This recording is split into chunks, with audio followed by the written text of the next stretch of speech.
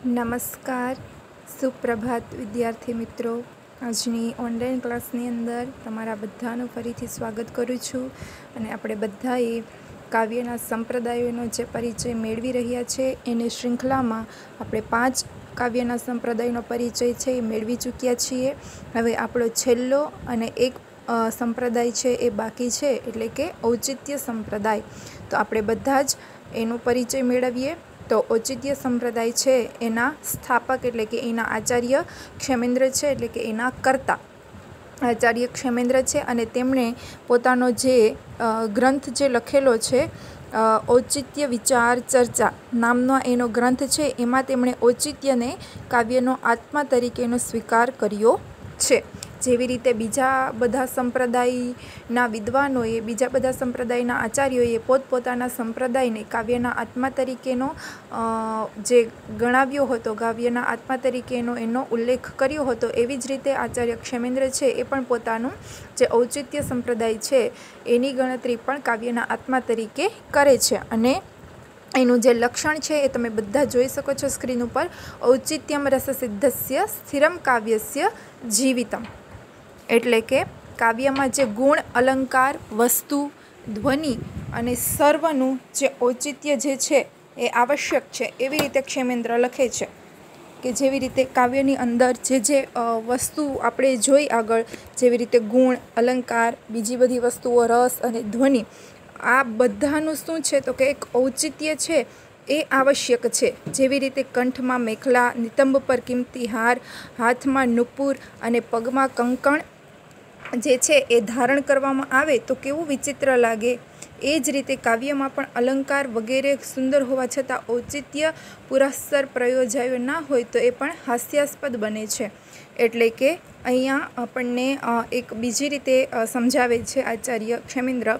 એ કહે છે કે જેમ કંઠમાં મેખલા, નિતંબ પર કિંમતી હાર અને હાથમાં નુપુર, નુપુર એટલે કે આપણે જે પગમાં પહેરવાનું જે હોય છે એ, બરાબર, ઝાંઝરી આપણે જેને કહીએ છીએ, પાયલ, એ પગમાં પહેરવાનું હોય છે, પણ એને ઉલટું કરીને હાથમાં પહેરી લઈએ. અને પછી પગમાં શું પહેરે તો કે કંકણ. કંકણ એટલે કે હાથમાં જે આપણે ધારણ કરીએ છીએ એ બંગડી, બરાબર. તો આવી રીતે જો આપણે આડાહવડું કરી નાખીએ કે જે આપણા આભૂષણો છે, જે અલંકારો છે, એને જે પહેરવાનું છે એ જગ્યાએ નહીં પણ બીજી આપણે શરીરના કોઈ અંગ ઉપર પહેરી લઈએ, કે જે હાથમાં પહેરવાની વસ્તુ છે ને પગમાં પહેરી લઈએ, પગમાં પહેરવાની જે વસ્તુ છે એને આપણે હાથમાં પહેરી લઈએ, આવી રીતે ઉલટું ફૂલટું કરી નાખીએ તો એ કેવું વિચિત્ર લાગે અને આપણે હાસ્યાસ્પદ બની જઈએ બધાની સામે.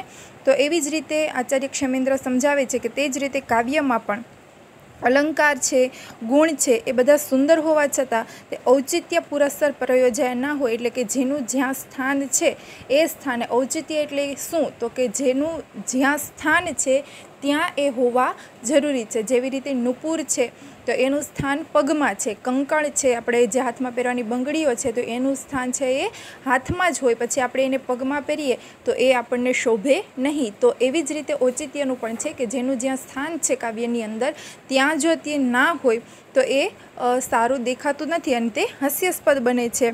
તો આવી રીતે કહે છે કે ઔચિત્ય સિદ્ધાંતને કાવ્યશાસ્ત્રના સૌથી વ્યાપક સિદ્ધાંત તરીકે ગણી શકાય. તે માટે રસ, અલંકાર, ધ્વનિ આદિ બધાને સમાન રીતે સ્પર્શે છે, બરાબર. તો આવી રીતે જે ઔચિત્ય સંપ્રદાય છે કેવો જ સંપ્રદાય છે તો કે વ્યાપક છે, બધાની અંદર વ્યાપક છે, કે કોઈ એક નથી. અલંકાર એટલે કે શું તો કે અલંકાર એટલે કોઈ એક જ વસ્તુ, અલંકાર જ, એનું સ્થાન છે એ અલગ જ હોય છે. રસ છે તો એનું પણ એક સ્થાન છે એ નિશ્ચિત હોય છે, અલગ હોય છે. પરંતુ આ ઔચિત્ય સંપ્રદાય છે એ કેવો છે તો કે બધી જગ્યાએ વ્યાપક છે, એનું સ્થાન બધાની અંદર છે. અલંકારની અંદર પણ ઔચિત્ય હોવું જોઈએ, રસની અંદર પણ ઔચિત્ય હોવું જોઈએ, ધ્વનિની અંદર પણ ઔચિત્ય હોવું જોઈએ. એટલે કે એ બધાની અંદર રહેલો છે. અલંકારમાં, રસમાં, ધ્વનિમાં, બધેમાં એ વ્યાપક છે ઔચિત્ય. એટલા માટે થઈ અને એ કેવો છે તો કે વ્યાપક સિદ્ધાંત છે અને આ બધાને એ સમાન રીતે સ્પર્શે છે. આ બધાને એટલે તો કે અલંકારને, પછી ધ્વનિને, રસને, આ બધાને સમાન રીતે સ્પર્શે છે. એટલે કે એ બધા એના માટે સરખા છે, બરાબર. કાવ્યની અંદર પણ અલંકારની અંદર પણ ઔચિત્ય હોવું જોઈએ, રસ છે તો એ પણ ઔચિત્ય સભર હોવું જોઈએ, ધ્વનિ પણ ઔચિત્ય સભર હોવું જોઈએ. એટલા માટે ઔચિત્ય સંપ્રદાય બધાની અંદર છે, સમાન રીતે બધાને સ્પર્શે છે અને એ આવી રીતે વ્યાપક એને ગણી શકાય છે. અને ક્ષેમેન્દ્ર છે એ રસની પુષ્ટિ માટે ઔચિત્યને સૌથી વધારે આવશ્યક માને છે. કે રસની સ્પુષ્ટિ માટે થઈ અને ક્ષેમેન્દ્ર કોને સૌથી વધારે માને છે આવશ્યક, તો કે ઔચિત્યને. બરાબર. તો અહીંયા શું કહે છે? અનૌચિત્યાદ રીતે નાન્યદ્રસ ભંગ કારણમ પ્રસિદ્ધૌચિત્ય બંધસ્તુ રસસ્યોપનિષત્પરા. બરાબર. એટલે આવી રીતે આ જે ઔચિત્ય વિચાર ચર્ચા નામનો ગ્રંથ છે એની અંદર ક્ષેમેન્દ્ર છે આપણને કહે છે, બરાબર, કે ભાઈ રસ છે એની અંદર રસની સ્પુષ્ટિ કરવા માટે થઈ અને જરૂરી કોણ છે? તો કે ઔચિત્ય છે એ જરૂરી છે, ઔચિત્ય સંપ્રદાય છે એ આવશ્યક છે. બરાબર. તો ઔચિત્યનો જે આ વિચાર છે એ ભરતમુનિ જેટલો પ્રાચીન છે. બરાબર. જેટલા ભરતમુનિ પ્રાચીન છે, એટલે કે ભરતમુનિ, આચાર્ય ભરતમુનિ એ બહુ પુરાતન વિદ્વાન છે, બહુ પ્રાચીન વિદ્વાન છે. તો જેટલા ભરતમુનિ પ્રાચીન છે અને પુરાતન છે, એટલો જ આ ઔચિત્યનો જે વિચાર છે એ પણ પ્રાચીન છે. અને અન્ય આચાર્યોએ પણ આ ઔચિત્યનું મહત્ત્વ સ્વીકારેલું છે, એના અનુયાયીઓ પણ છે, બીજા આચાર્યો છે એણે પણ એનું સ્વીકારેલું છે. પરંતુ ઔચિત્યને એ એક સ્વતંત્ર સિદ્ધાંત તરીકે સ્થાપિત કરવાનું શ્રેય ક્ષેમેન્દ્રને જાય છે. બરાબર. બીજા આચાર્યો છે એણે માન્યું તો છે, સ્વીકાર્યું તો છે, બરાબર, પણ જે ઔચિત્યનું સ્વતંત્ર રીતે જે સિદ્ધાંત છે એ ફક્ત ને ફક્ત કોણે રાખ્યો છે? તો કે ફક્ત ને ફક્ત ક્ષેમેન્દ્રએ જ રાખ્યો છે. બરાબર. અલબત્ત આ સિદ્ધાંત છે એ મૌલિક હોવા છતાં એક સ્વતંત્ર સંપ્રદાય બની શકે તેટલો વિસ્તર્યો નથી, એટલે કે આ સંપ્રદાયને કોઈ અનુયાયીઓ મળ્યા નથી. બરાબર. બીજા બધા છે એ માને છે પણ એનો સ્વીકાર એટલો નથી કરતા કે એ એકદમ સ્વતંત્ર ગ્રંથ છે. બરાબર. કે આ એક મૌલિક તો છે જ ઔચિત્ય. બરાબર. પણ મૌલિક હોવા છતાં પણ એક સ્વતંત્ર સંપ્રદાય છે આખે આખો બની શકે. બરાબર. એટલો એ વિસ્તર્યો નથી, એટલે કે એટલો એ વ્યાપક બન્યો નથી. બરાબર. એટલે કે ટૂંકમાં એને બીજા કોઈ અનુયાયીઓ મળ્યા નથી. ફક્ત ને ફક્ત ખાલી ને ખાલી એક ક્ષેમેન્દ્ર છે એ જ એને માને છે અને ફક્ત ને ફક્ત ક્ષેમેન્દ્રએ જ એની સ્થાપના કરી છે. બીજા કોઈ વિદ્વાનો છે એને એનો સ્વીકાર કર્યો છે નહીં, એટલે કે ટૂંકમાં એને કોઈ અનુયાયીઓ છે મળ્યા નથી. તો આવી રીતે અહીંયા આપણો જે ઔચિત્ય સંપ્રદાય છે એ પણ પૂર્ણ થાય છે.